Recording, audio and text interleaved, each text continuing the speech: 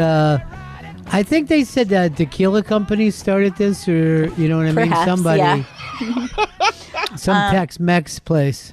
But you know what's crazy? I'm kind of craving tacos. So should we do Right. that? Taco Tuesday. I am craving tacos, but with a hard shell, unlike that they have at Mexico.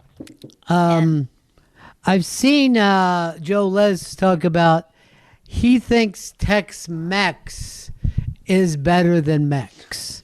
He feels like he needs the Tex to enjoy the Mex. Yeah, and you're white, and that's okay, and that's fine. You know, I don't even judge it because there's this great taco place that I go to, and they had a special there called the Gringo, and it was basically imagine an upper level Taco Bell taco. It was great. I loved it, and I was ashamed every time I went. I was like, I'll also get a Gringo. As you can see, I want the Gringo. I would like to order the Gringo, but in Spanish to let you know that Right. I'm trying at least some way. Yes. I'm an ally, but I still like sour cream instead of Mexican crema. Okay. I do I'm agree just a with white. I'm just a white girl. Okay. I can't be anything more. Cold. I want to put on a cowboy hat and said, I'm bringing the Tex for all that Mex. I'm wondering, in Mexico, do you get the breakfast taco, or is that just Tex-Mex? That is just Tex-Mex. I can confirm for Mexico City. You know what they do really great is the Mexican, like the chilaquiles with the egg, and it's like Tortilla chips and shit. Tortilla chips. It's so good. It's so good. I've never had that. I've just had a bacon and egg and cheese, but in a taco. Wrapped. yeah, wrapped. And it's goddamn delicious. It's so Matter good. of fact, there was one in Brooklyn that had put up Austin style, morning tacos, and I would take a pretty long walk just to get to their little cart. Mm-hmm. I'd hit 2 hard as I could. Something else you see in the Tex-Mex is the refried bean. You don't see that down Mexico way, but in Tex-Mex, they're hitting you with the refried bean, which is delicious. It's really good. Also, what I enjoy is Canadian food. So it's just straight Canadian food, but a real Texas twist on it. Like poutine, but like barbecue With poutine. brisket. And then like a little drizzle of queso maybe mixed in with the cheese curd. Wait, that sounds really good. Yeah, it really does Texadian sound is the nice. future. Here's the thing, though. I think the poutine only plays in Montreal, nowhere else. And I'm going to be honest. I've been to Canada many times, only to Montreal. I know one city, I know one place, and that's not all of Canada. It's a very specific culture and vibe. It's two but it's cities. it's the only Canada that I know. So that's what I go to. I miss the Expos. I think the Expos was just like a really fun organization. It was great. They didn't win too much, so you enjoyed to see your team go there. But also, and I have a lot of friends that were with the Phils, and they used to have a no wives policy when they went to Montreal. Whoa. Everywhere else, the wives were welcome. But in Montreal, because of the beautiful ladies dancing, they were like, let's leave the wives home. Yes. The first ladies strip club I ever went to was in Montreal. And I feel like maybe I was, it's a very specific type, once again, of a Montreal strip club is perhaps not like an American one. I'll say this, a lot of beautiful women come out of Calgary. There used to be a lot of the Playmates would come out of Western Canada. Really? I don't know why. Yeah, well, there was like, a lot of those blondes, they have like a Swedish or Norwegian background, and that's something that the Americans enjoy. It's naked women even whiter than they are. You know what I mean? Like super white and cold personalities. Kind of mean. A little bit mean. And even in our styles today, as you notice, color is on the way out. Oh, We're my God. almost like Turner Classic movies, but we've turned it to real life, kind of a Yes. black and white look.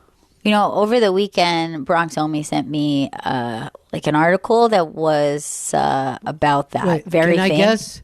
Did Omi get back into a pancake should be thick and strong? Because I will tell you, I think out of all the people that left stuff on the wall, he was one of the ones that busted my balls a little bit. You know what I mean? Over fucking pancakes. I want a pancake, not a bundt cake. This is not pancake related, but I will say he does hit me with the good, like the little pebbling that we talk about when you hit people with social media. Yeah. That I think they'd like. But he sent me this one, and it was about. I mean, if you look at the before and afters of, let's say, cars in our culture, the colors of cars, the options that you used to have versus now, it's like, is it kind of a metallic silver, a metallic gray, or is it kind of a shiny black or just a pearl white? And they're all SUVs. Yep. Yes. There's no, I mean, if you want a car that isn't shaped like all the other Yes. cars, it's a ridiculous amount of money that you're like, I feel like I'm being Yeah. ripped off just because I want to be noticed. I can't tell my car apart. I have car blindness to begin with, and my Yeah. car looks like every car, and it's kind of a gunmetal color, which is what most things are. And I just lose it in parking lots all the time because I'm like, there's 50 cars that look like my car, and I'm looking Everybody at it has all the the time. same thing. Luckily, you can brighten up your car by hitting the keys. Here's the funny thing about Omi. Go back and listen to him on, do a back-to-back of Omi along with Kathleen from the Bronx, and you will see there, I'm not saying it's an accent, but I guess there's a Bronx cadence that Oh, yes. they both That makes sense. have. It's a start and stop and then go back and repeat and not be terribly confident that you're being understood. I love it. It's so good. Yeah, the other one was just houses, like the bright colored Victorian houses and all the patterns of wallpaper and color versus just like a kind of corporate architecture that you see in most places, or the just like kind of gray. The amount of videos on TikTok where it's people like putting that fake gray wood over like real hardwood floors, Right. and like people like freaking out, you're ruining the house, which they Yes. are, but it's over and over and over again. Gray Yeah. fake wood is taken over. Here's the thing that's interesting. Take a look at what has happened to McDonald's, Burger Yes. King. Like, we have the pictures of these colorful fast food places that Yes. were supposed to give us joy. And now it looks like everything is the corporate lunchroom, no matter Yes. where you go. McDonald's used to be a place for children, and it used to be a visually overstimulating place to dine. And now it looks like a corporate coffee shop, and it's so sad. Someone else Brutalist. brought this up, is the look of Taco Bell. Like, someone said, I miss when Taco Bell used to look bisexual because it was all like pink and blue and And purple. purple. stripes, like almost look like the bisexual flag. And I was like, oh, I used to love that look. Like, I loved the aesthetic of a Taco Bell when I was a kid. Here's the very weird thing is we must like it because why else would they be doing it? You know what I mean? Like, Right. this is not like, oh, they're being cheaper, so they're not putting up, beautiful Roman statues around a swimming pool like they did in the early swimming pools. But it is just, it's marketing. Yes. It's marketing that is now telling the designers, here's what we want. Every designer would like to put their thumbprint Right. on whatever they're doing. I will say it's two parts. One, there's the resale of even a business or a place that you're like, if this goes under, we want to move this to somebody else, they'll be able to put their own stamp on it. But they have the same concept of not putting their stamp on it so they can resell. And the same with our homes. The other thing is, culture kind of swings the opposite way. If you have a maximalist, people move minimalist. And so maybe we'll move out of this at some point where people are like, we want prints and we want color and we want all of that stuff in our homes. I think, let's face it, you can do that with your home. But how are they going to do stores and apartment buildings now? Are all very comfortable, and then they give you things that seem like luxury. Yes. You know what I mean? Like, because they want you to feel like you're staying in a corporate hotel, which, by the way, are not that comfortable. But if you go back and look at the Holiday Inn, the sign was a madhouse. Just the sign that you would see on the highway seemed like somebody on PCP designed a glowing sign.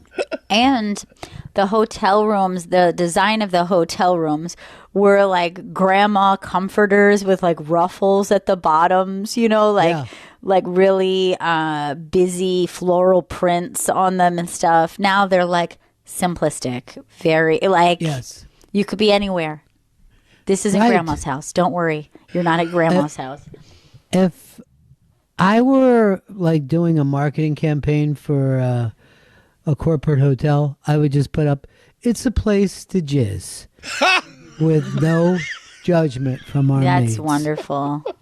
Yes. That's perfect. Jizz and Riz. Spend some time feeling good about yourself. I'm checking in. Yeah. I mean, most of these places feel like you could commit suicide there without anybody complaining to management. Right. You'll just disappear. And then we'll take care of it. No one will have to worry. I got another funny Omi story that he was staying for a while. I don't know whether it was a corporate retreat or family, but quite a few weeks in a place I believe called Liberal, Kansas. Liberal So he's in the middle of the country. Yes. And I guess this was named before what liberal became, But just thinking of somebody from the Bronx in a rural part of the world, it's just 2 green acres. It's so funny. Yeah. It really is. I love that so much. I love New Yorkers displaced in other places that feel like foreign countries to them, but it's really the United States. This is the main strip of liberal Kansas, and it looks great. Now, look, it used to be humming, right? But now they have the same old buildings, but look at that corporate design on yes, the Move Realty. Yes. Now, there is one business that seemed to take a risk and just go, you know what? Pink and teal. That's what we're doing. Yeah. That's the town accountant. Oh, wow. She's wild with it. Here's the other thing, and you'll see this in places like Nebraska and Kansas, where it's almost like a ghost town. That's 4 lanes in their little downtown. 4 lanes, and it looked like 3 parked cars. Like there is plenty of parking if some of these stores are open. My lady's hometown outside of Pittsburgh is much like what we just saw, liberal Kansas. I guess it's a little more urban because it's close to Pittsburgh, but it is like a dilapidated downtown, old steel. Well, but also she's kind of part of that what do they call it? Appalachian bit that doesn't matter what state you're in. It looks like there used to be a town in a holler somewhere, near where the old paper mill was. Yep. And it's gone, and they still have high school football. Oh, God, yeah. Bad news, though. The Catholic school just got rid of the football team. R.I.P. I'm surprised there are Catholic schools there. That makes me feel good. Oh, Ron? Yeah. Catholicism has a stranglehold on the Ohio Valley. Is that right? Does it? Oh my God, yes. I'm not even joking. I didn't know that. Oh yeah. Now, here's the other thing. A lot of these little towns were killed by malls and Walmart, right? But now the malls are gone and the Walmart's complaining. And we're like, but you already killed the town. We would have been Right. better off having a town with stores. It's totally insane. I always find it interesting the people who yearn for the corporate. You know, like I think like most people I know, I live in like kind of a towny town. So for the most part, when people are talking, they're like, "Oh, you know, it'd be great if someone opened this type of small business. We don't have enough of this." And most people talk that way, but other people, like, I find it fascinating when they're like, "Oh, we need a Starbucks in that shopping center," and I'm like, oh, like we can get to those though. Like I just find it interesting. Like some people are just like really comforted by corporate businesses. I'm, with everything I'm doing, I'm going to a mom and pop hotel it's a hotel and it's a hospital. So the great thing about it is in the hospital, it's a family business. And they're not always there, but you could get, they have an apartment, even if they're not awake, that you could ring. That's great. Nice. Say, I'm bleeding out. Can you please wake up and come see me? Does this come but- with breakfast? Here's the thing that most of these towns really desire, and it is a factory of some sort, and because that's what made towns, And the sad thing is you have one of these factories and it's now 90% automated. There used to be a factory in one of these towns that might hire 4,000 or 5,000 people, and that could create more businesses around it because people would leave with paychecks and they would then be able to shop and build schools and pay taxes. Yeah. But unfortunately, that thing doesn't work, and yet the people want it, and the people running for government are promising it, but it's just gone. It's just Right. gone, and we haven't figured out what to do. Yeah.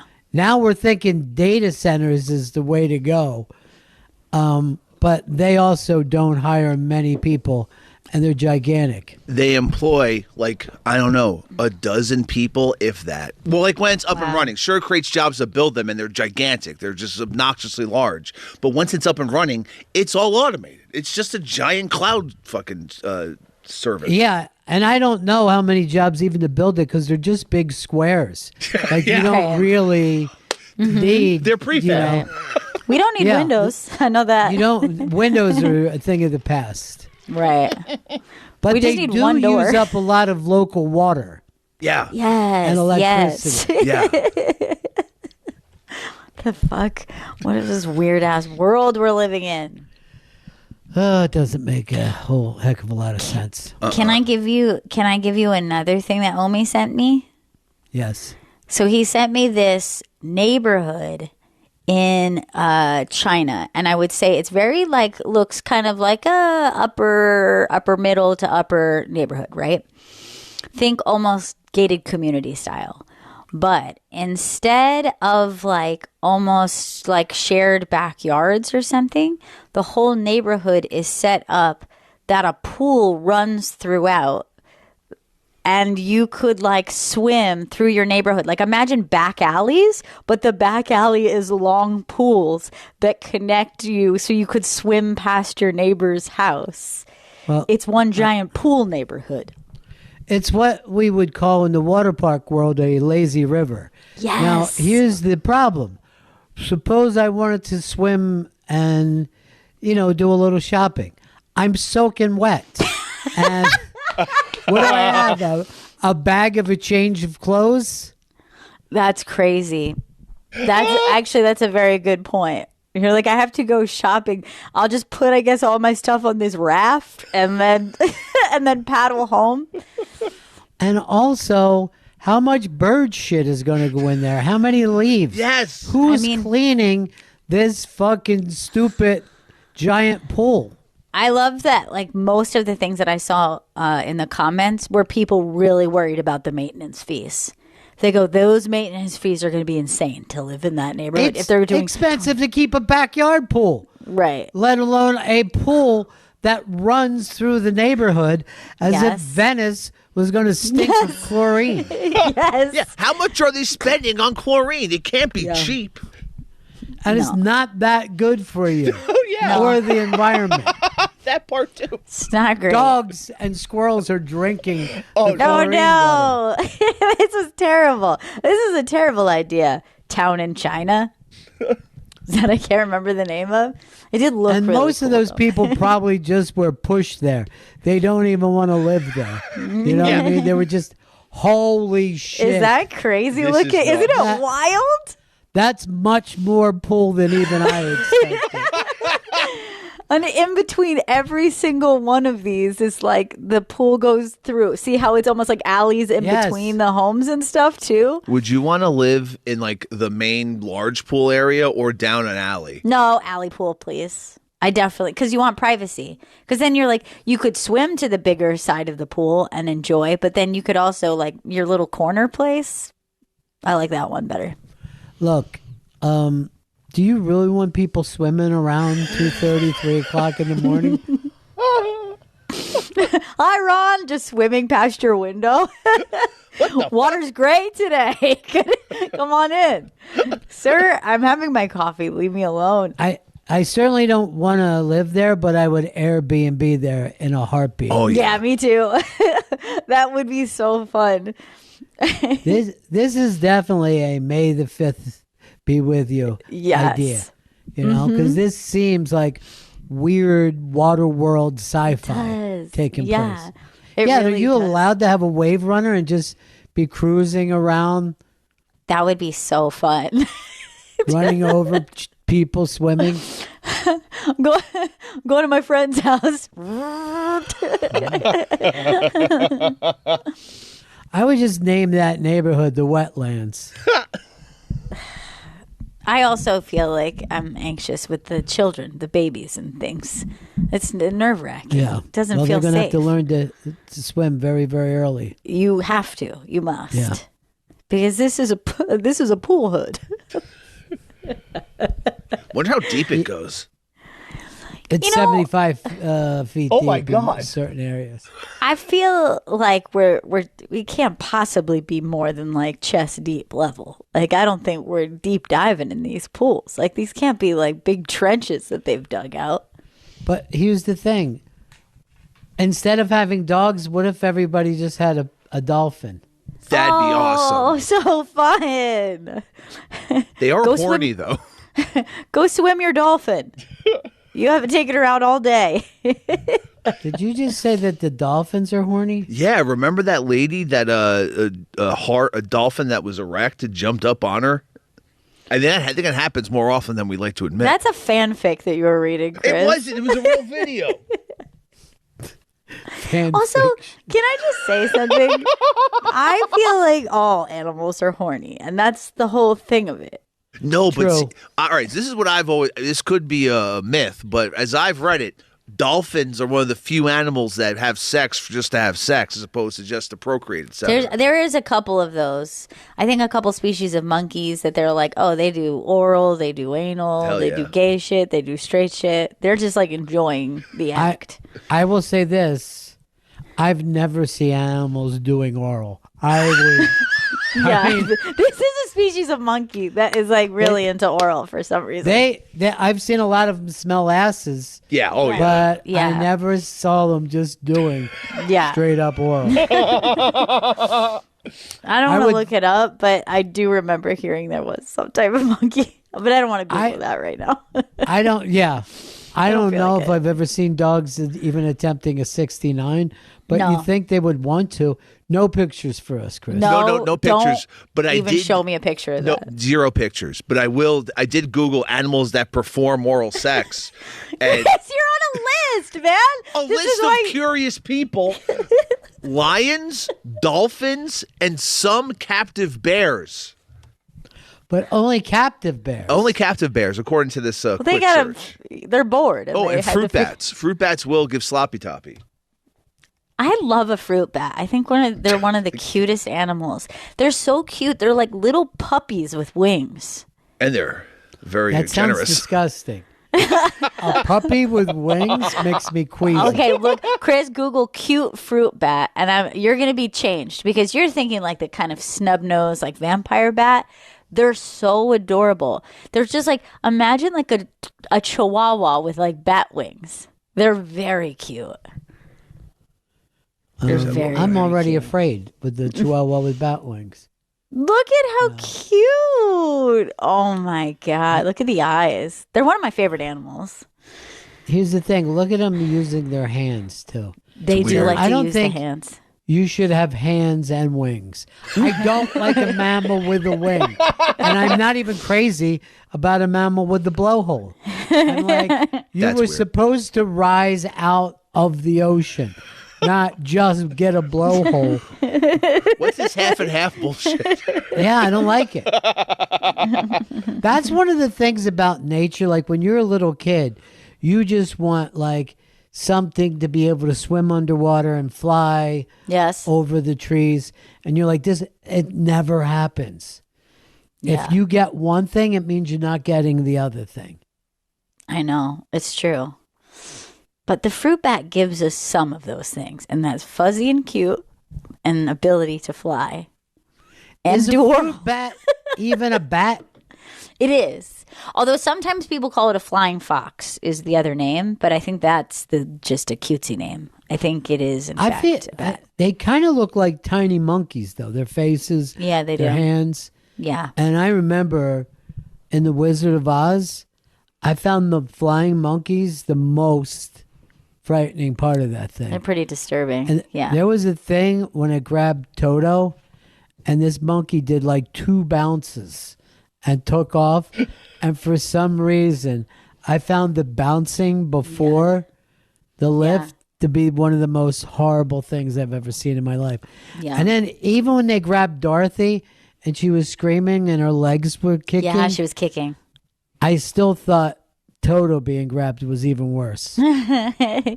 Yeah. It was so, I mean, Toto was so helpless to it. They just scooped him up.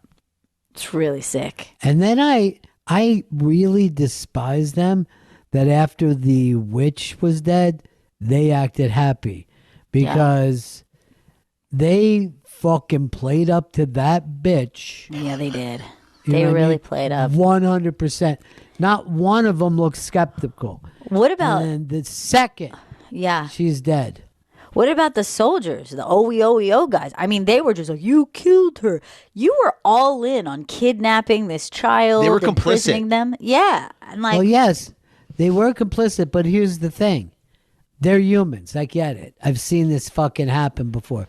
Look what Italy did to Mussolini Right. after World War II. You're right, man. But the animals, I expect some loyalty Mm-hmm. out of them. You know what I mean? They're animals. where's their moral code? Do you think they were genetically modified by the witch, or were they No. natural to Oz? No, If first you're of all, going by Wicked rules, yes. Yes, if you're watching Wicked. But Wicked is its own side thing. Not that's canon. not that's not Frank L. Baum situation. first of all, I didn't know that the Wicked say we experimented on these animals. Yeah. That's kind They- of bad. Yeah. You know what I mean? That's They were kind of victims classless. in Wicked. Yeah. See, I don't like when anything is evil and a victim. It Yeah. pisses me off. Yeah, don't make me think and feel too much, okay? Just show me who the villains are. All right, I'm going to say something right now, and I don't mind saying it. Some people may see this as a weakness. I do not. But after what you have done with this to me, with the fruit bats, with the fucking Waterworld neighborhood, I need to cleanse my palate, okay? I need to get out of the creepiness that we've been at and go into a fun place. Okay, fellas, I have a question for you. Do you unpack when you are on a trip, on vacation, staying in a hotel, Airbnb? How long am I going to be there? Let's say you are on a long weekend, 3 to 4 days. I unpack. You I unpack. I use drawers. I use closet. Wow. Fascinated by this.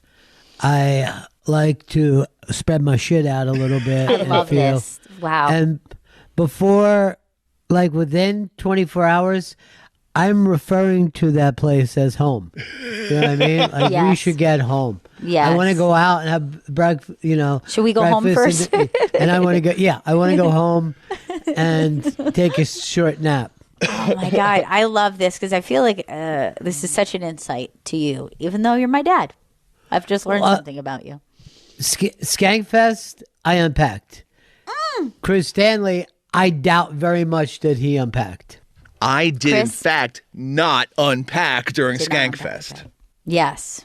But if I'm traveling with my lady, she unpacks. And she'll Interesting. unpack my stuff as a courtesy, but I never unpack my shit. You're like a little boy. That's so cute. Yes. It's a little young man. Now, this is a little insight to me. Not only do I not unpack, I don't really even unpack when I get home.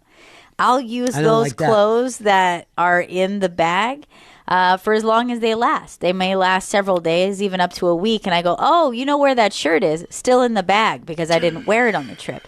And so I will just continue to live. The only exception, let's say I'm traveling for a wedding and I've got a dress, I will put that up and Sure. hang it. That makes sense. But that's the only thing that shall be hung is like that one item. I'm never putting a pant, a sock, and underwear, a folded shirt in a drawer. And I'm really not hanging anything other than if it's like a material that absolutely will be destroyed. Yeah. But almost never. And I can't even bring myself to unpack when I get home. It's never happened. I want to, but I can't. Here's the thing. Then you never know where anything is, and Yes. you are always on this weird, Yes. oh shit. You know what I mean? What am Not I only- wearing? What am I doing? Yes. And not only does it happen to me, now I have children and I don't unpack their clothes. So now an open suitcase is on their bedroom floor. And then me and my husband say, even a weekend trip just destroys this family. Like 100%. the aftermath of what happens, the chaos that ensues, lasts for days, if not week plus. Afterwards, we go, oh my God, I got it. Oh no, I have a bunch of clean socks that we didn't wear on the trip. Never mind, hold on. And I go digging through the bag that's Like a bag lady. Yes, and this is a problem. And I actually really look up to you. Or Chris, perhaps I need a wife like you have. Well, who will do it for me. Here's what's interesting. When we get back from a trip, she doesn't unpack. And I'll be honest, we've come to words like, hey, what's this suitcase still doing here? Not words. Not words. Because I'm very diligent because I Yes. can't deal with like living out of a suitcase when at the home base. It's like I got to get all this shit out of this suitcase. I just want you to know I can't either. I just am doing it. It's not comfortable for me. It's just what I have to work with. But look how Chris, he says how his chick will take care of things. Yes. But Chris starts an argument rather than, why don't I unpack for us? Why don't You know what I mean? you I've take lived it like a small child on the road, Because- and this could be my chance of helping out. I'm going to take And- that to heart, Ron. And if she were my wife, and God willing, maybe one day I can make My that wife. happen. We were Chris's ex is my wife. I would be so grateful. I would be like just filled with gratitude to have a woman in my life put my clothes in the proper drawers. That would be lovely. And it is. Now, I'm going to be honest. Now here's and I don't not to be so gendered, but I'm curious. This might split along the genders here. Do you find it is like just as difficult, if not more, to have an overnight trip than say 4 days, 5 days? Because of the quantity of products that a woman has is the same for 1 day as it is 5 days. The only thing I'm adding is a Yes. couple extra pants. And I find that maybe the worst kind of trip is when you know you're only going to be overnight someone 1 day, and I'm doing the same amount of work than if I was packing for almost a week's long trip. You have to have the balls to pack lightly. You know what I mean? Yeah. And it I lack the Yeah. balls for that. And I Yeah. want to. I like in my nature, I know that I'm like, oh, I really like this, but will I be hot in that? Oh, I really like this, but what if that material seems too itchy for me that day? Like I'd love to wear it. And so I have all these problems. So I've never had the strength to just go, here's the shirt that I'll wear on the day, and here's the shirt that I'll wear the next morning. I can't do it. I have to have way too many options. Comedians pack lightly, and they just go, I don't care. Yeah. I don't care. These are the same shorts from yesterday? Probably. You know? Oh. I packed one pair of shorts, one pair of long pants. You know what? Two shirts. And that's a real traveler because you know yourself, right? Yeah. For me, like oftentimes when I am going on a trip, I'm going like upstate. We're staying at a little house and we're like whatever. Guess what you end up wearing? The most comfortable option several days. You're like, these jeans are great. Why did I pack 5 jeans when only one pair will suffice for these 3 days? Like that's the thing that you have to understand is you're actually just going to go to your comforts when you're on a trip like that. I hate lugging shit around so much, especially like traveling in the city for like even a day or a 2-night trip, right? That I consistently underpack to the point where we've been on like a 2-night trip or I got to buy a shirt. I have to find a place to buy a shirt because I didn't know it was going to be so cold. I just don't like overpacking. It's fucked up. I really wish that I had the confidence and just the self-awareness to go, this is the exact amount of outfits that I need to bring. And I don't need to bring several options each day. No. There was a tweet once that I read, and I'm not kidding.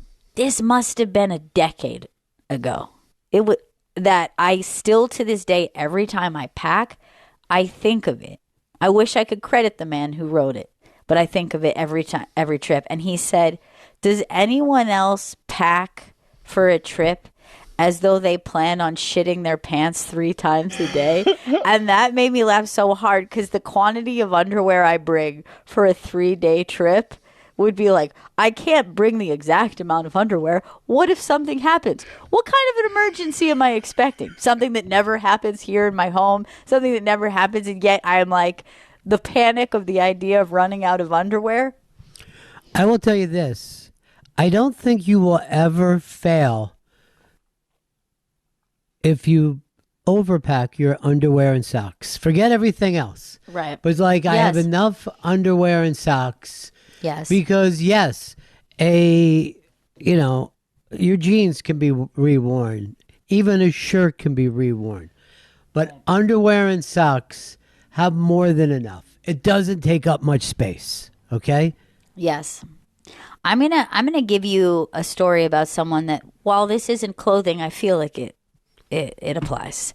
Okay. A friend of mine went on a really insane hike with his then girlfriend. Okay. And he likes to hike. He's an outdoorsy fella. And I'll also mention he's a doctor. He's got a scientific mind and that's how he thinks. Okay. And he's like, we don't want to carry more than we have to. I am going to do a precise calculation for the amount of water we'll need for this journey. It's like, 2 days journey. And about a quarter, halfway through the trip, he realizes he's done his calculations wrong. And he's done them drastically wrong. No. And he said there was a point that he was like, I thought I was hallucinating from the lack of fresh water. And we're out in the middle of essentially a jungle, like in Hawaii, like trying to hike to this beach, which is also going to bring them to saltwater. And he was like, we were just laying in the sand looking up at the stars. And he's like, I'm going to kill us both because I fucked up the amount of water. And I go, what if you just overpacked the water? Like, was it that important to you to have a light load that you tried to exact precise to the drop the amount of water a human needs? I'm going to just give my thing. I'm not going to hike somewhere without water, okay? I don't want to go to a place where I don't have as much water as I want, let alone as much as I need. I don't want to need amount of water. No. I want too much water. I want to be luxurious with my water intake. Yeah. You know what I I don't understand the hiker mindset of fucking walking the line between dehydration, death, and being well watered. My downstairs neighbor is a hiking freak, and he was telling me this story over the summer that he was like hiking in Utah, and he rolled the dice by fucking going on a path through the Utah desert, and then had to like hunt for a fucking river because he ran out of water in the desert. Yeah. It's insane. This is crazy. This is crazy I've that you been guys call to this the a desert. trip. Okay, I've been to the desert on a horse with no name, and it felt good to get out of the rain. But in the desert, you can't remember your name because there ain't no one going to give you your name. Look, How much of this is name related? I know this. I had met a woman that was a friend of mine who was a therapist, so they were like new agey people. Yes. This woman who was a senior. She went out hiking, I believe in Northern California, by herself. So great. And then fell down a hill and broke her leg. And had no one there. And was basically crawling back to civilization for days. And then she said it was a beautiful experience right up until her leg fractured. Yeah, and I go, now it's a bad experience. One of the worst that I've would heard of. ruin everything about the beauty for me. Yeah, I would forget all the beautiful things I saw. Not only would I forget the beauty, I'd say I never want to experience that beauty again. I'm going to stay. Yeah, I actually hate beauty now because beauty caused the pain. This is like if you meet a girl, you have fantastic sex, but later she turns out to be a scary stalker or maniac. You're not going to remember the beauty. No. Right. The beauty's now gone. You're not going to go, the sex was great. Then she cut my dick off and I can never have sex again.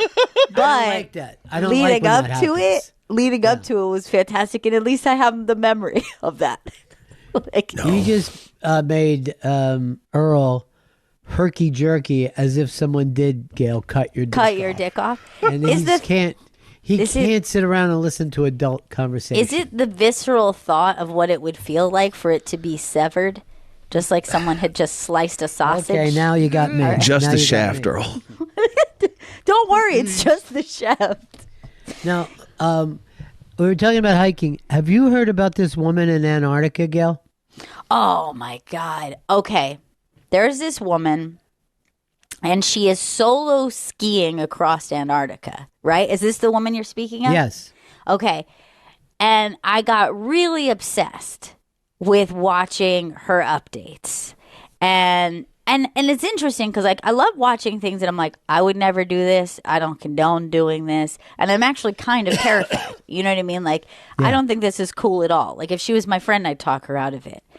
So it's like 40 days of like solo skiing where she's just eating out of tins and things that she has on her person. She has to camp out in between, like 8-9 hour days of just cross country skiing to get to the South Pole, right? So she's making like a, Instagram, like vlog, like recording all her like days updates. About halfway through the trip, she's so open about it. She's like, I have just the most awful rash on my crotch and it's burning so bad and I stink and there's no way for me to shower, but I try to keep my mind off it. I have like one little cream, but it's not really helping.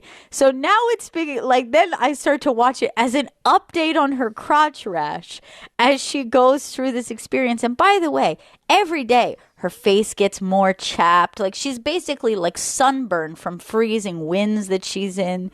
And I'm just like, someone just go and get her, please. Like just like go get a helicopter and pick this woman up. I don't want her to have a crotch rash. It's not worth the experience of saying, I broke the record for solo skiing to the South Pole. Yeah. A record no one gives a shit about. No one is like, Hey, what? the record holder is here. It's not the 1800s, okay? The fucking American adventurer, that's done for, dudes. No one's climbing mountains. No one's going to fucking the South Pole. No one gives a shit. And by the way, like, it's amazing that you did it, but I'll probably have the same reaction as someone who just told me, like, I ran the Boston Marathon. And I'll go, oh my God, how cool. That's going to be as much as I can give you to find that out because I can't fathom what you're doing. But now she's just this horrifying, burning crotch rash that's spreading. And like she's like, it hurts so bad. And I'm just like thinking about being on your feet for 8 straight hours while all your brain is just going is my crotch hurts so bad. There was a thing that I got caught up with, and this was, I don't know, maybe a year or two ago. And it was about this guy, a young guy, probably 20s, and he sells everything and he gets a sailboat and he's going to sail from the Northwest to Hawaii. And I started following him, you know, seeing how he was doing. And then I was like, I got to get off it. I'm going to watch a guy die. And I was mad about, he had a little dog with him. Oh, come on. And the little dog is going to drown. The little dog is in for this. There was a woman who was doing one of those kind of like solo across the Atlantic, same kind of thing, like just on a little fucking sailboat, like as small as you could fucking imagine, through storms, through everything. And here's the sick thing, and this is when I really had to stop watching. Every once in a while, like every couple days, she's got to go put her snorkel on and knock off the barnacles at the bottom of this fucking boat in the middle of the Atlantic Ocean where there are sharks and whales and God knows what fucking else in the water. And Leviathan. She's like, I'm actually pretty scared to do this. This is No my shit. least favorite part. Yeah, me too, bro. Get out. Like, you don't have to do this. And she's holding on to nothing, just knocking barnacles so she can like make better speed. Lady, you're fucking living Waterworld for no reason. You're covered in barnacles. This is like this is sick.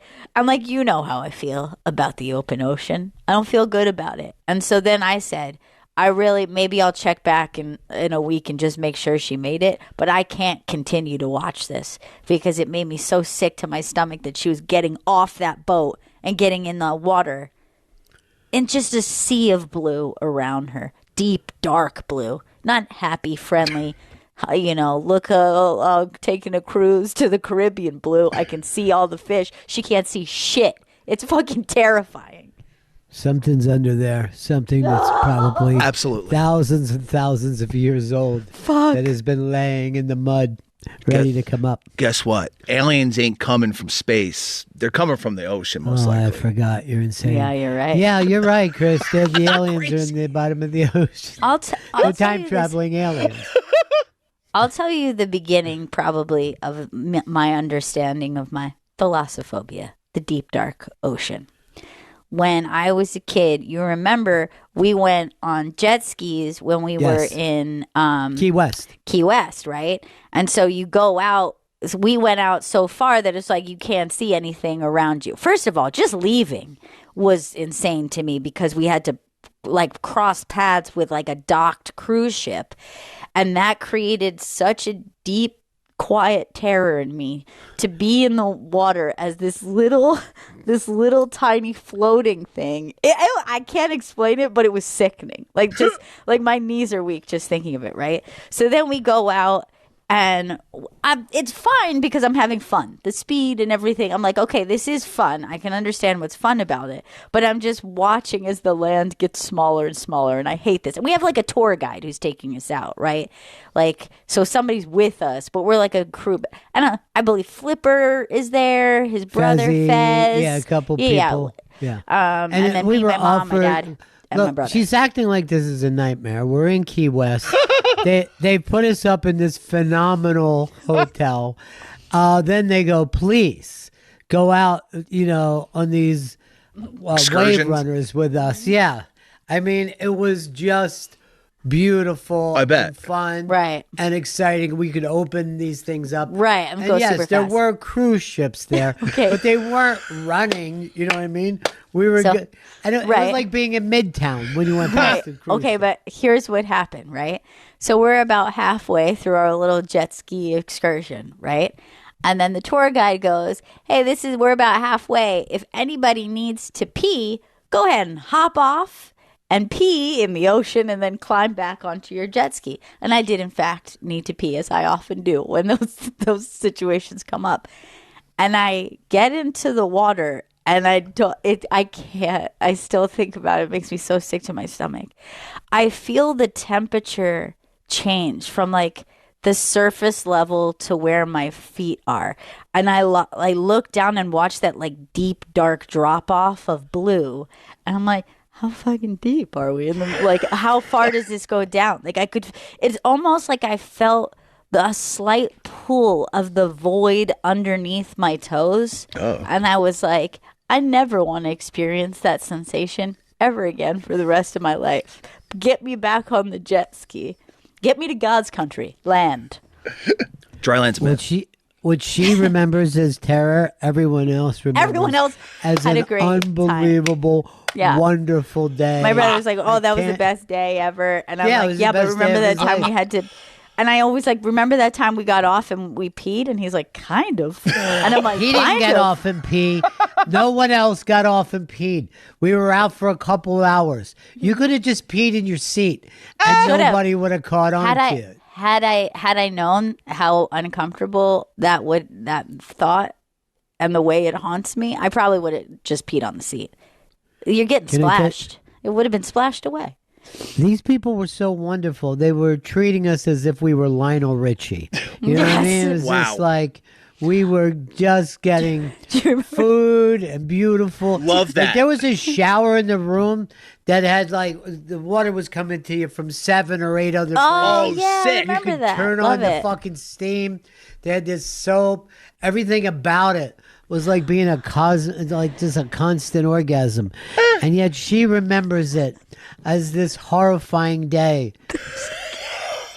She was in the ocean like humans do. They No, go but- into the ocean. But you Since the couldn't beginning. even see dry land from where we were. It was so terrifying. We were in the Keys, so you're never away from land.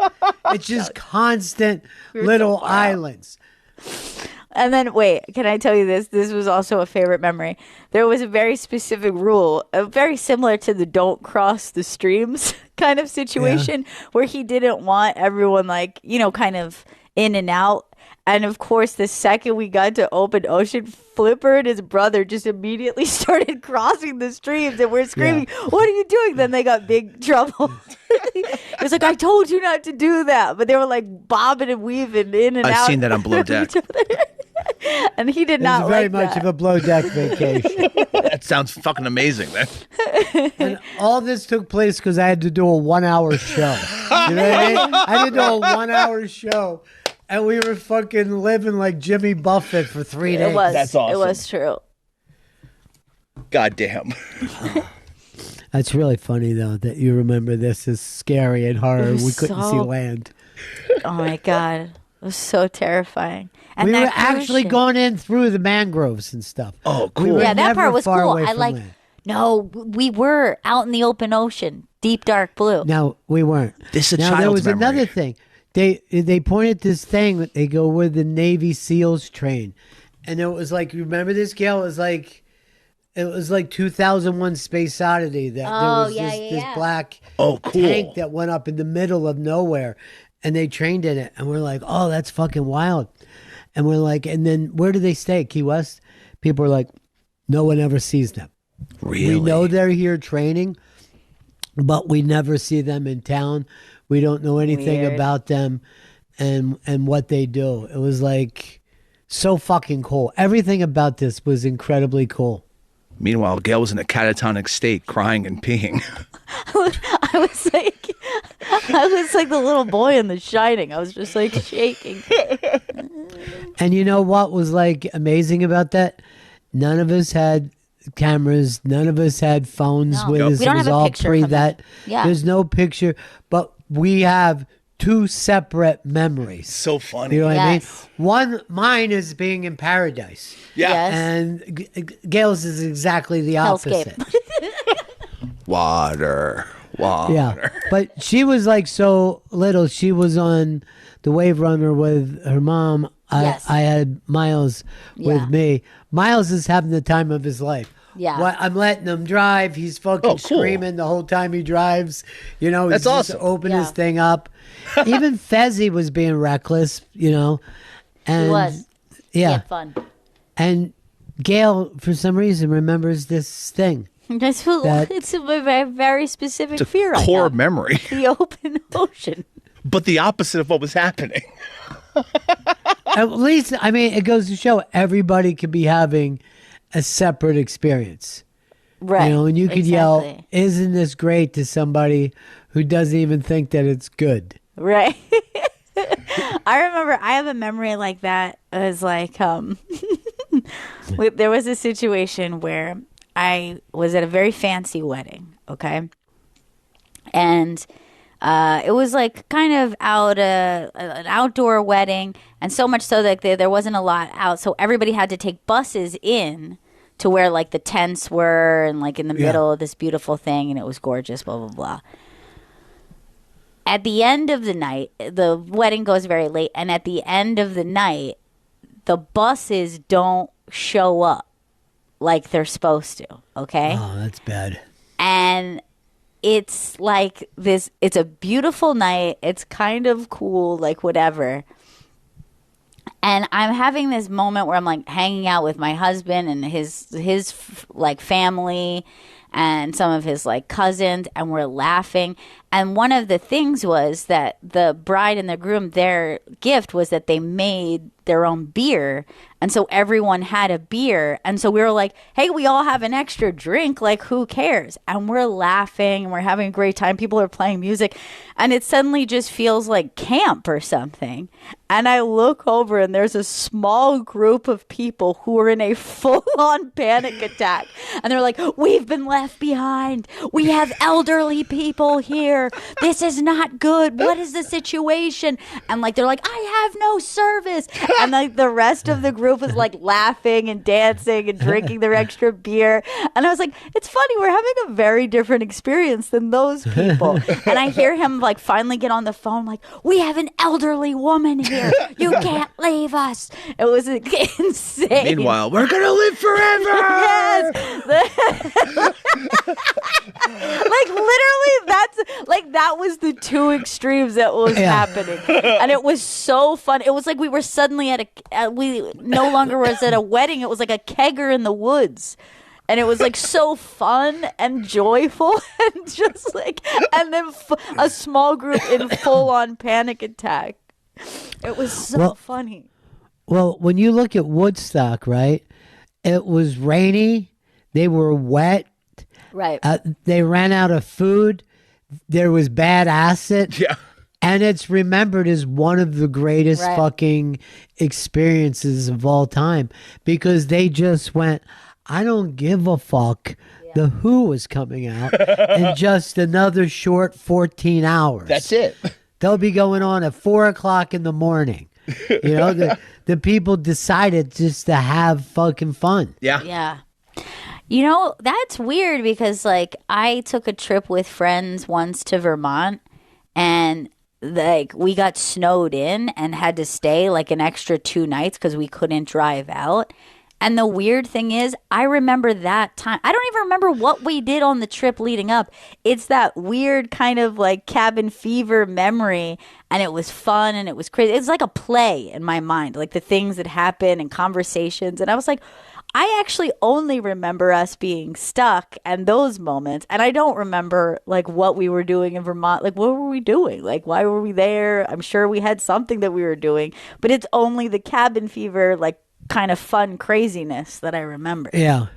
But there is a thing like if you're going, I'm ready to leave and I don't have my own transportation, I'm waiting on someone else, that it can really fucking piss you off fast. Oh, for sure. Yeah. And that, like I Because you're said, like, they were people losing it. You don't understand. I want to leave. I'm an adult. And I should. Where we are is not where I want to be. I want Yeah. to be in a different place than right here. And I don't have my own fucking car.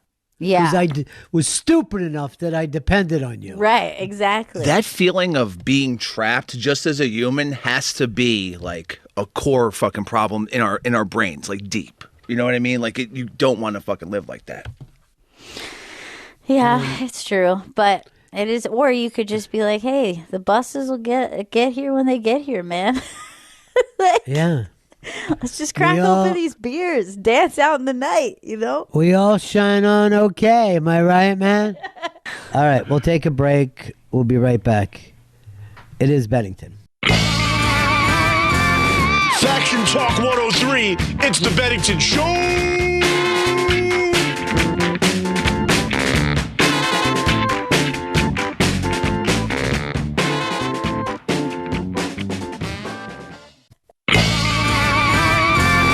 Faction Talk 103, it's the Bennington Show.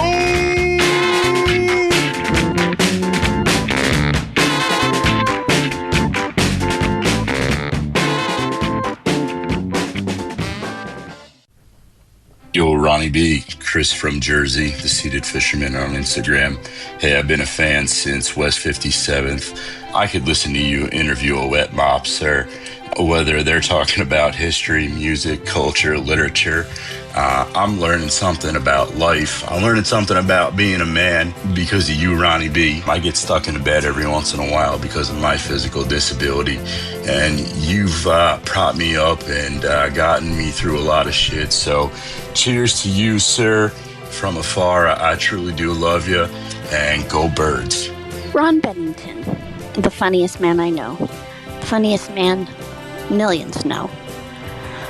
This isn't what life is supposed to be, so I've been pretending like it hasn't been told to me that you have this stupid fucking thing. It's just a bunch of cells, like they're tiny, you can beat them up. I love you, Ron Bennington. I don't accept this, and that doesn't make it not true. Just, I know that of any people, person, place, thing, you will stop this, and we're all going to be okay, because you're going to be okay. And I just want to hug you, and I hate hugs. And thank you so much for everything you've ever done for me. Michelle. Hello, Ron. This is Dirk from Trinidad and Tobago. Wishing you get well from the warmth of the Caribbean. I followed you since the .com days, bootlegging you while you're in DC and having to get a phone from the US and having the app set up to be able to listen to you here. Get well soon. You are my number one to see what shows to watch, where to eat. Get well soon. Hi, Ron, Gail, and Bennington family. My name is Mary Corwin, and I just want to send you an enormous hug and hang in there. You know, Bono has a song called Your Song Saved My Life. It tells about his favorite artist and what they meant to him. And listening to all these heartfelt messages to you, it reminds me how many of us can say that your comedy and your laughter saved our lives. Not just in the obvious big moments, but in the many average Tuesdays. As a survivor and a long-time admirer of you, I just want to say thank you so very much. A grateful audience is behind you 100%. We are praying and laughing along with you. Just a couple more voices there from the Bennington Wall, SiriusXM.com/Bennington Wall, to listen along with everybody who's leaving these incredible messages for Ron. And then scroll to the bottom, and there's a button there that you can click so you can record one for him as well. And we're just enjoying these so much. And I'd love to maybe one day get through these without crying when we come back from break. It's really great that a lot of beautiful people listen to us, and a lot of a lot of people that you would really like to meet. And, the Seated Fisherman is like a fucking hero to me because I look He's at so his cool. Yeah. videos and he's down on the beach. He's out in boats and he's doing that all from a wheelchair. Yes. And then Mayor has this really beautiful voice that brings up a Bono song. And I know Earl turned on you too because they gave him some free music, but and then they didn't like REM. He might not like every single song they've ever done, so he turned on them. But it's really, really beautiful here to hear so many of these folks. And I don't know if there's a better accent than the Trinidad Tobago. No, accent. Derek was so great. I love hearing him Derek so much.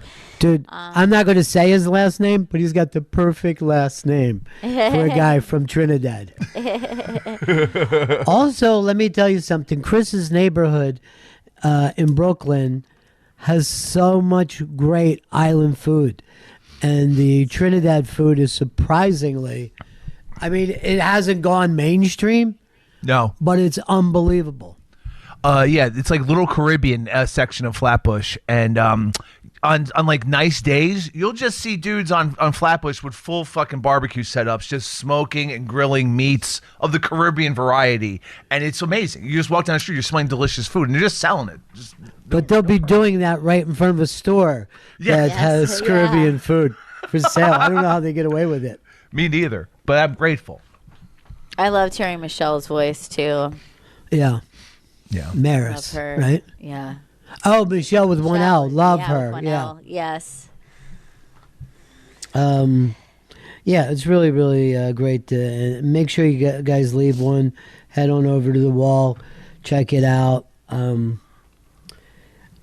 Well, I got to tell you this because I couldn't disagree more. But Steve Kerr thinks it's time that we start getting rid of the three-point shot in basketball. What? He feels like it has kind of ruined basketball, ruined the strategies of basketball.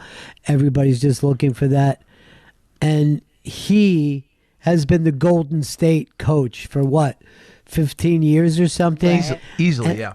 And, not only did he do the number one three-point shooter of all time without saying this is, but when Steve Kerr played, he was considered an elite three-point shooter. But I get it, and now people are going, maybe we need a four-point shot further back. Yes. And now I think that some of the big men are starting to come back into the game, which we haven't had in a while. People are like missing that style of basketball, but why do we have to just change rules I don't know. every but 5 minutes? I'll be honest. I'm a late adopter to basketball, so this is the only world I know, and I enjoyed it. I enjoyed it immediately. So I'm like, why would we change the thing I like? I like the 3-point shots. Look, They're I get it exciting. because I grew up in the ABA. They're the ones who came up with it. But I get it. I understand that there's just too much of it. Maybe what you do is say limit it, each team 15 shots a game, 20 shots a game. Even at 20 shots per team, it would make guys think, hey, should I shoot this? Yes. You know what I mean? That's all you want is for them to go, should I shoot the Right. fucking ball? I mean, In look, this- I've been in the situation where I'm watching and you watch someone take a risky shot, it doesn't work out, and then you immediately start going, why don't you just run up the middle? You could have just run up the middle if you would just like you of course can see it from that perspective. But obviously it doesn't work out 60 to 65% of the Right. time. True. We're watching missed shots. Yes, and it's like, look, the Celtics are very fucking egregious of this, where it's like, oh, they took 55 threes in one game, and it's just get to the three-point line or before and just fucking chuck it. I was watching it was like a video of like Tim Duncan, I believe, and and like the people in the comments were like, why is he not shooting threes? Why is he fucking hitting 20-foot jumpers or whatever? It's like, because that was the game then, folks. This gamification of basketball where it's like, oh, the most efficient way to score is obviously taking as many threes as you can. It's fucked the game up. Why are you calling it gamification? I don't understand that. It is a game, though. Yeah, I guess it's the statistical analysis then of like the the same thing that's ruined every fucking sport. I mean, it's the same reason why it's hard for me to watch fucking baseball, which I love, but I love the baseball I grew up in. How often do we just sound like old men screaming at the fucking sky? But the sky is filled with stat nerds, so they should be yelled at. It's just what's the most efficient thing Here's to do. the problem. I guess they can prove that their way of playing is more effective than mine. But I will say this. My way of playing, get to first base, maybe steal second, bunt moves you to third, fly ball, brings you home, and you got to run. That's a more enjoyable game to watch. Yes. Mm-hmm. Yeah, and it's using multiple skills of that creates a full baseball player. It's a gamification. There's a what it is. Gamification, really, when you think of it. It's making a game of. But I think it's really funny that Steve Kerr would go the other way. You know what I mean? And it was like, if like you just started to hear, I don't know, like Adele going, I hate when people just use their voice to fucking blow people away. You know, it's not right. They need more dancers. Yeah, it coming from Kerr means the most. Obviously, it's either him or Curry should be the one speaking up against it. Well, but that's what I'm saying. Steve Kerr looks like he's ready to retire now by saying, I want to fold everything in behind me. That's shitty, actually. Yeah. Now, Bird was like one of the best 3-point shooters of all time, and he would, I don't know, do it 3 times a game or something. Yes! You know what I mean? It never occurred to him to put up fucking 20 fucking threes. What is it, Earl? You're going to drive me crazy, and I know you're going to say something that's already been said, or you're going to bring up the Knicks. What is it? I mean, I have seen so many games where there'll be a 4-on-2 break, and instead of driving to the hole, they'll kick it back out and chuck a 3. Yeah. And now scouts, they evaluate players and talent in college. You could be, let's say you average like 25 points a game, and they'll be like, oh, how many threes did you shoot? They were like, well, you didn't take enough threes, you know, but you scored 25 points. Here's why. Statistically, a 3 is worth much more than a 2. Much more than a 2 that they just proved just sitting back there gunning the fucking ball, which is we used to call people gunners or chuckers if they were constantly shooting from downtown. You know, you're like, what the fuck is wrong with you, dude? Take a breath. Think about it for a second. You're fucking stinking up the driveway. But to your point, between Kerr saying this, between the center coming back, because for like 5 years, like the center was like done. It was all just like small lineups, and then with just the amount of fucking threes being taken, it's going the other way. And SGA is the best player in the game, and that guy doesn't hit a ton of threes. He's constantly in the paint, fucking foul baiting. Yeah, I don't even know who you could say is the best player in the league right now. I think it's up in the air. Wemby came in and changed everything. He's a fucking kid. He's a child, a giant child. And he may be, like, unstoppable this year. Possibly, we don't know. We don't know, Chris. And look, all season long he was on a clock. Like they were only letting him play so many minutes. So now he's just unleashed. They're just letting him out there, and he's fucking crushing. Yeah, but you bump into him and he gets his fucking brain aneurysm. Yeah, he's dropping from 8 feet anytime he's on the floor. Yes, it's dangerous.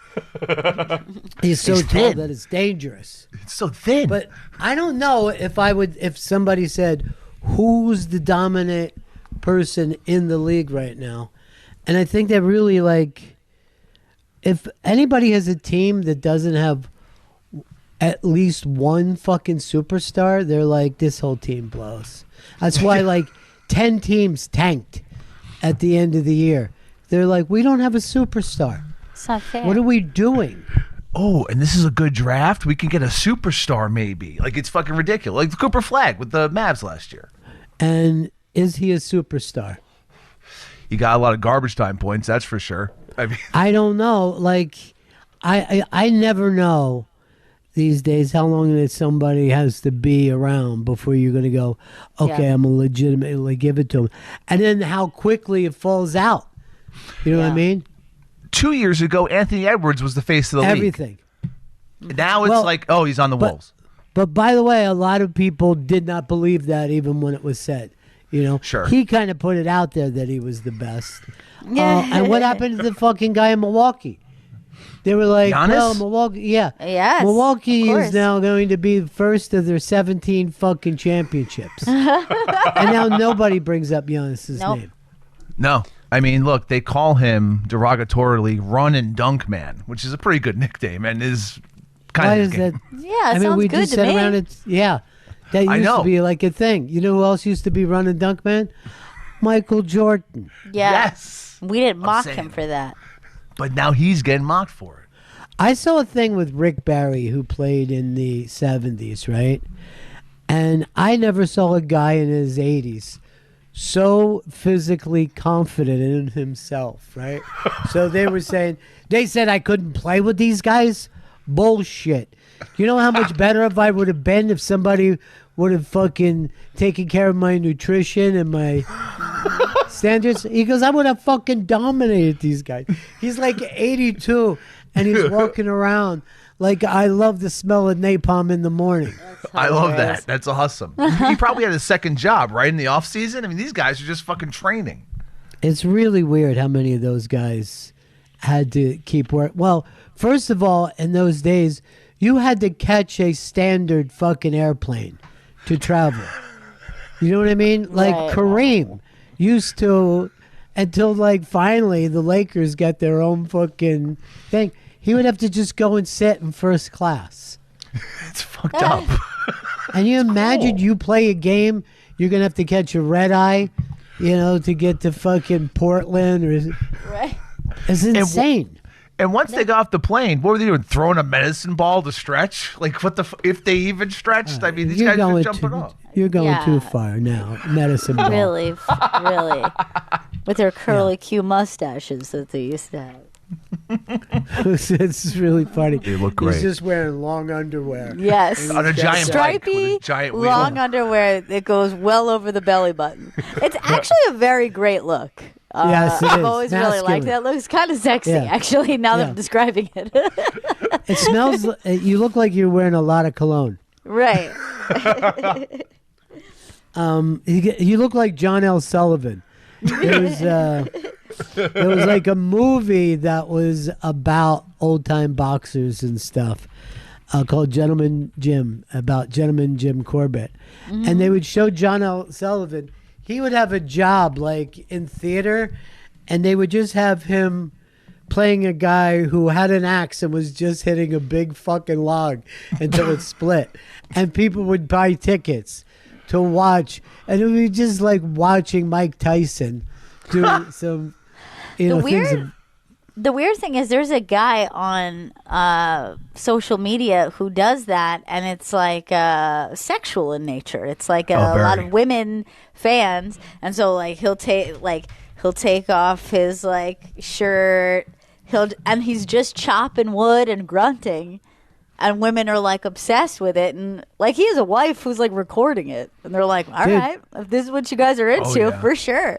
Oh yeah. I never even brought this up, but I have a very good friend who watches that and jacks to it. And how long have you been into that, Earl? Has it been? It's been a couple years, I get right? it. Several. Several years. Yeah, I get it. Dog, you love Bradley Thor. You know what? Here's the thing. I just want to give him a moment of credit because normally he would go no. So No, instead no, I of love doing it. yes and now was it funny? He just said several, but I think Yes. baby steps. Baby step. There he is. There's Oh, my God. guy. He looks fucking dangerous. He looks like Yeah. a person who kills women. Yeah. I mean, unfortunately, some of them get educational, but sometimes he's just like, let's just get into it. I know where you guys are here. He spits on the axe sometimes. No, yeah. Like I'm- he does do like shit on purpose, like that. Earl's pissed because Chris stopped it before the chopping started. Yeah, come on, get a good one where he's like grunting and he takes his shirt off. That's what Earl likes. All right, let me find some real good Thor. Oh, I here had he is. no Thor idea. and Bradley. Yeah. Yeah, I didn't know anything about this. Oh yeah, this guy got big during the pandemic, just Yeah. getting the ladies all worked up. And you know what? It works. It works. Now, does he sell the wood to his fans? I think that would be fucking great. I mean, he definitely gets like like deals and sponsorship, and maybe he has an axe deal. I'm not sure. I think he just throws the wood out. I think it's a huge mistake. I think people would love to just have it because then they could smell that wood and still watch these things. Yes. Like you want some that he's actually chopped himself. I know. Let's bring it back, Chris. You don't know how to find the good ones. I know. You can't find the ones There's that so many. squared off and he's grunting. But I didn't see any of them. I didn't see one of them. He hasn't seen them. Don't worry. Earl, after how the many show. do you have saved? About 2 dozen. Okay, If it's you still were, yes, yeah, and it's it's still- a number it's still, still. yeah, but it's But very you know, short. we're getting there. We're Yes. getting there, and I like that, Earl. I like it. It's like you're doing the joke without the timing or the Right. or the happiness. Right, but it's better than not doing it. You're like, 100%. none. I have Yeah. none saved. Oh, you don't have a TikTok. I think that there should be a thing of just women blowing fucking like chewing gum and then just blowing bubbles. Oh, yeah, that would be a good one. Do you feel like we've dropped off as a society with gum chewing? It just I felt haven't. like there was an era where you could say to someone like, "Oh, do you have a piece of gum?" And of course they did. I just don't feel like the gum chewing culture is what it was in the 90s, 80s, perhaps even before. But those are the decades I lived through. Your Aunt Michelle just left yesterday. Yes.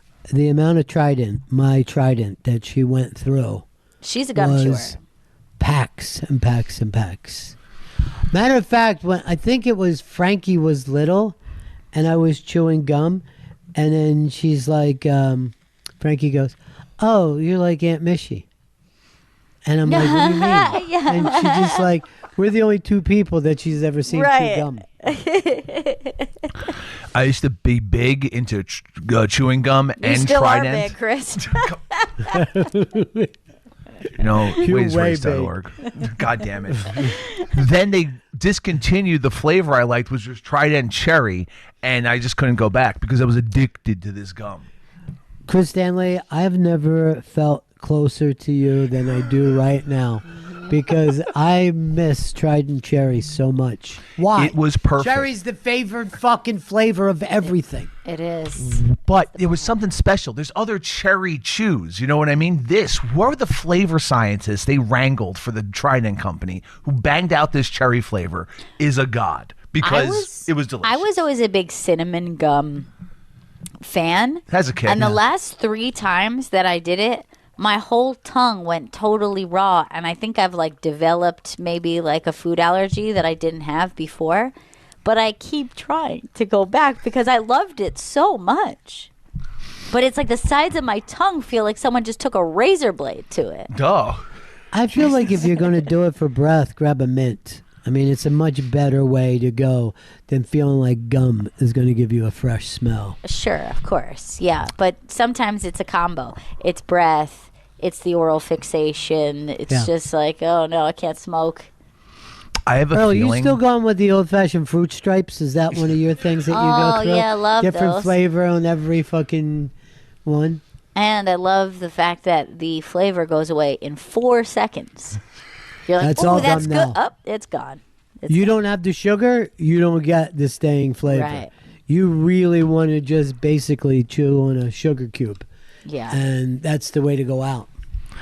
I got a feeling that the popularity of Zins and nicotine pouches may have hurt Good gum a point. little bit too. Yeah. But Zen is unbelievable right now. The amount very of big, people. yeah. And then you never read a single good thing about it. Like you'll just No. see an article in the headline, Zyn is destroying Earth as we know it. Yes. And the amount of ripoffs and like adjacent brands, there's Zyn, there's Zimmo, there's Zone. It's ridiculous. Here's my ish. It's with ridiculous. It's crazy. Big fan of nicotine, but I like inhaling it. And the Zyn, I would imagine similar to a nicotine gum, which I have tried and failed at many times. Because there's something about the nicotine dripping directly into the stomach that doesn't work for me the way inhaling does. Like, I'm like, this isn't how I like to consume my nicotine. This is hurting my tummy. The thing with But don't Zyns you think is- more people are eating gummies now rather than smoking joints? True. Yeah. Yes. Yes, Yeah. the gummy market. The amount of gummy market big brands that are out there is ridiculous. Oh yeah, I mean, like I have friends who were talking about going to like the dispensary or whatever, and they were saying what they get, and I was like, yeah, but like, can you get that, but like, so you could smoke it, like you. They're like, yeah, but why would you? You could just bite the gummy. And I go, for the act of smoking. What do you mean? I don't want. First of all, if it tastes good and it's in gummy form, I don't trust myself. You know, I get very peckish. And I'm like, I'm sure I could eat the whole thing instead of eating like a quarter, like most people try it out and they eat just like the ear off a gummy bear. That's not going to be me. Like, I can't do that. There's some tasty candy makers out there in the weed space. They shouldn't make them tasty. They're so good.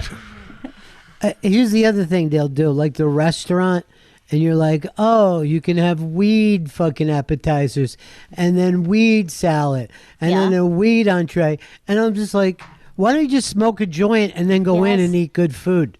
That's how I want to consume it. It's only going to hit you by the time dessert's there, if you're lucky. If you're lucky. If you're lucky. Otherwise, it's the ride home where you'll go, shit. Yeah, I ate all those weed apps. I'm fucking crazy right now. That fucking weed asparagus, I went nuts. We should just keep dosing, Earl.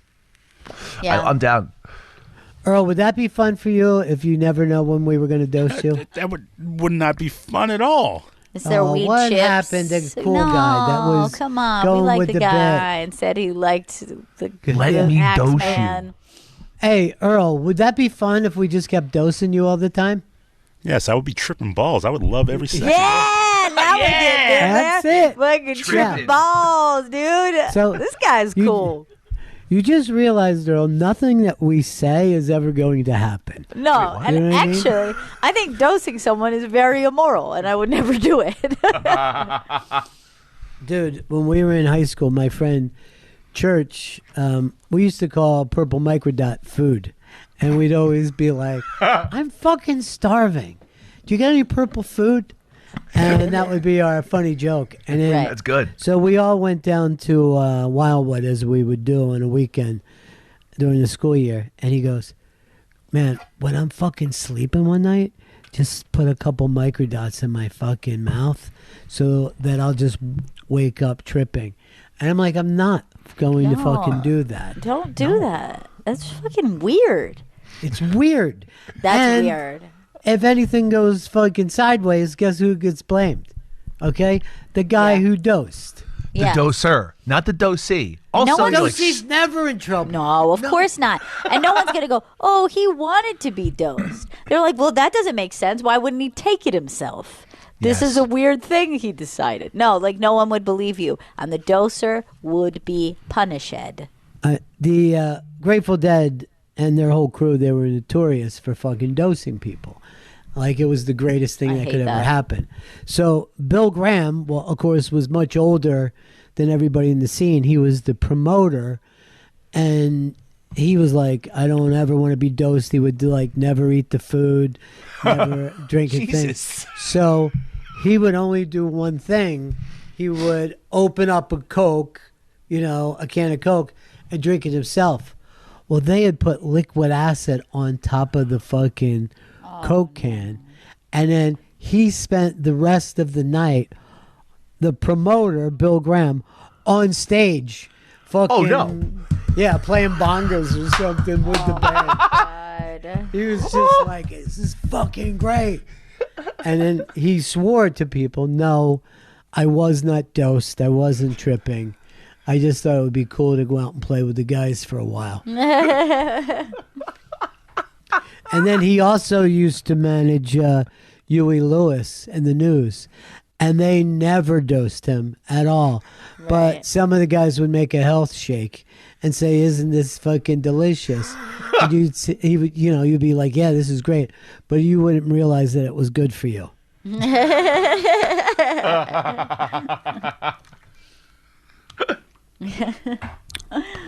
Who do you think was a bigger fucking square in the 80s? Huey Lewis, Phil Collins, Lionel Richie? Ooh. Rank them in terms of squareness. Start with the least square. I think least square, Lionel Richie. Wow. I'm going least. Because he was in the Commodores? Right.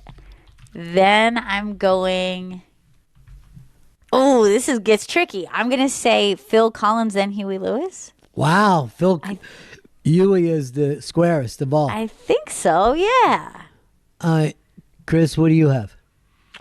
I'm going least square, Huey Lewis. Next, Huey. Lionel Richie. Third, and the most square, Phil Collins. I'm third or the most. I'm very What confused. is it? One would be most square. Phil Collins, most square. Then Huey Lewis. Then Lionel Richie. In last place. All right. Doug, what do you got for us? Come on, Dougie. Number one square, Lionel Richie. All right, would you stop it? We're Because- starting at the bottom. Starting at the bottom. No. Your vote Now is you've out. already Deb, started. you just took over, and Deb is going to be the definitive. Whoa. So everybody look at their own What line. the fuck?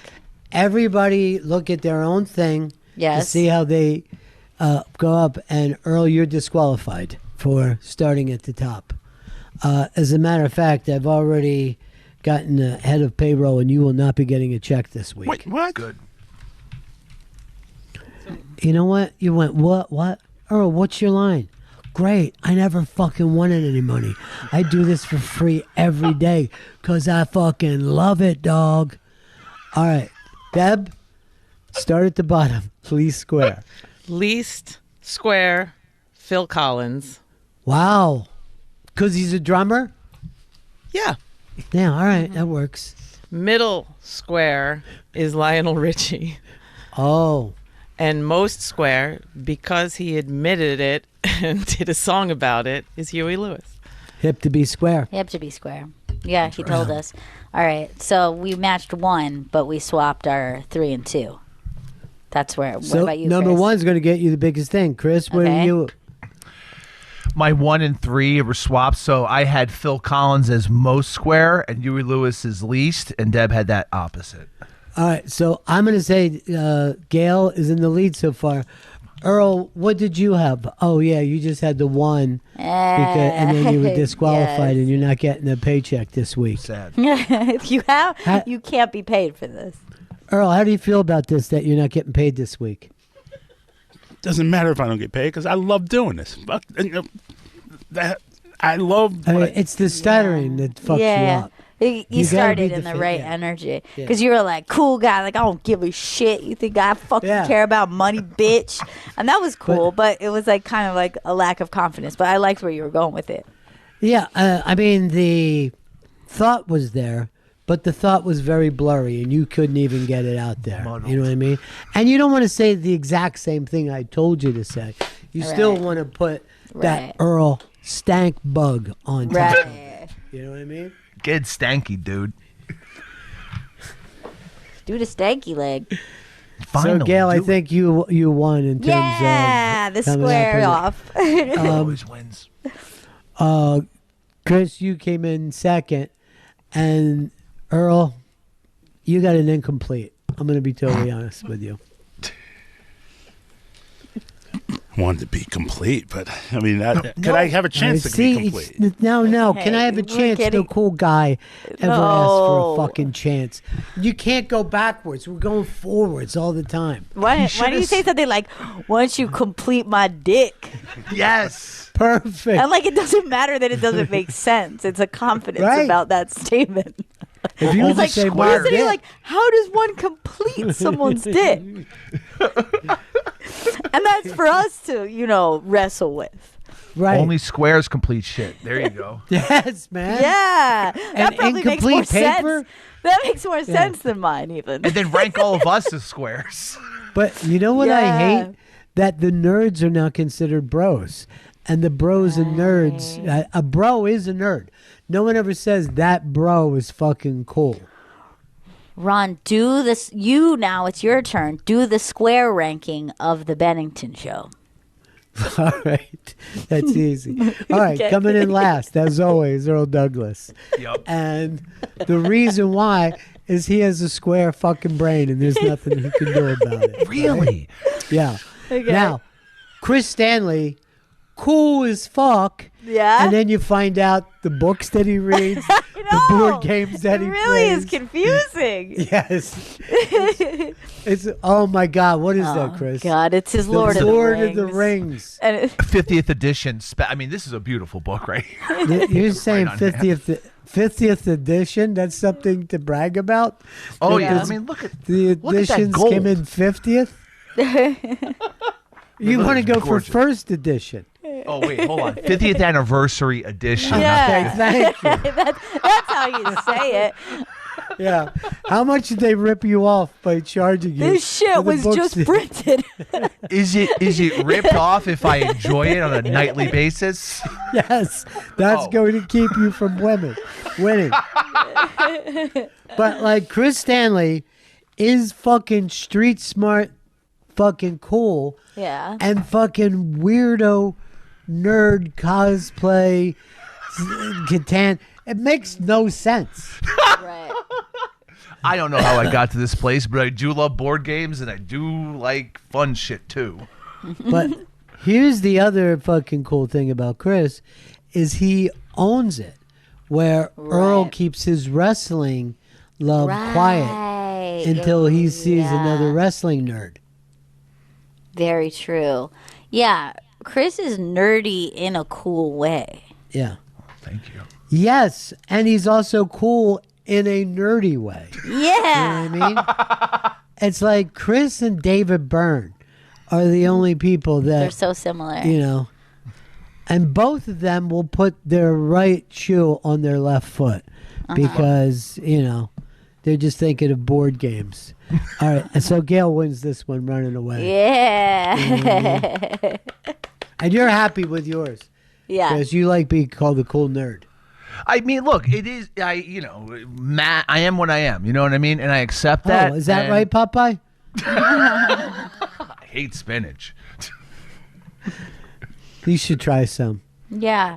I guess there's What about a nutrients and collard whatnot. green? Do you feel good about that? Kale? Are you against all leafy greens? I guess I would go kale or spinach. But Rank again, 'em? I'm, there's too Time many. to rank 'em. Rank all three: kale, collard green, spinach. All right. And then, Earl, you rank 3 things that you've never eaten before. Yes. I'm going spinach dead last. I feel like it's blows. Dullsville. You never been to a good steakhouse? Because you get great spinach. It's got to be fresh. And it's got to be fucking... I still find it dull. 2, I put kale. It's got something going on about it. Do I want it all the time? Absolutely not. And then I think it's better raw than spinach is. If we're raw dogging our leafy greens, I'm going kale.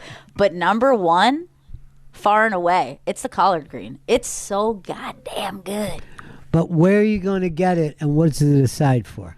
Farmer's market, and anywhere you would have put spinach, put collard green, and you're having a better experience. That's kind of interesting. Mm-hmm. It's kind of interesting what you just said. I've never had it. I've only had it at like soul food restaurants. Mm-hmm. And But it should then be I easy. will say it's easily my least favorite thing on the plate. You know what I mean? Right, Because I'm sure. going back to that mac and cheese. All right? I'm going to pour more syrup on top of my fried chicken. Salty cheese and carby mac. Give it to Shit, me. I just forgot my favorite leafy green, and I forgot to put it on the list because it would no. trump. It would absolutely trump the collard green, and that's Swiss chard. I mean, Swiss chard. a rainbow Swiss chard, even one of the most beautiful leafy greens going. Maybe we need to set up like just leafy green sides and do a blind taste test. Yes. Okay. Okay. Okay. Okay, Bo. But it sounds like you really don't want to do this by the way you're saying. Okay, girl. I can't You're wait gonna to do eat a bunch that, of leaves. girl. Let me do an impression of a lady in Harlem.